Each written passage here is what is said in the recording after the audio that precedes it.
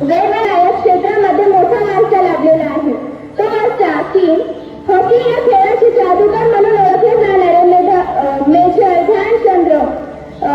ध्यानचंद्र त्याचप्रमाणे क्रिकेट या खेळामध्ये उत्तम अशी कामगिरी करून दाखवणारे उत्तम क्रिकेटर म्हणजे सचिन तेंडुलकर. तसेच लाखो देशवासियांसाठी एक प्रेरणास्थान ठरणारे उत्तम असे धावपटू म्हणजे मिल्खा सिंग.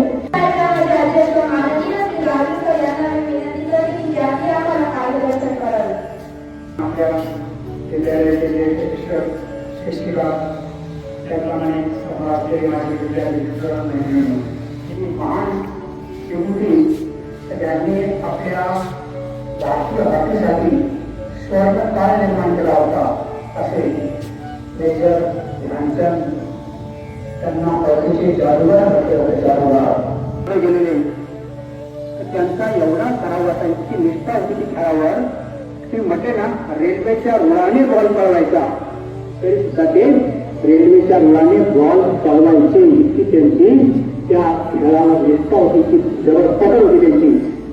सांगायचं काय तर त्यांनी पूर्णपणे सर्वस्व त्या खेळासाठी अर्पण केलं. जर तुम्ही कष्ट होत असले तर तुम्हाला नक्कीच चांगला स्वर्ण काळ येऊ शकतो, चांगले दिवस येऊ शकतात. हे बघा, आपण आत्ताच एका वक्त्याने सांगितलं तुम्हाला, नीरज चोप्राने आपल्यासाठी मागच्या ऑलिम्पिकमध्ये स्वर्ण पदक, यावेळीच्या ऑलिम्पिकमध्ये रजत पदक असे सलग 2 ऑलिम्पिकमध्ये 2 पदकं मिळवली आणि एक इतिहास घडविला.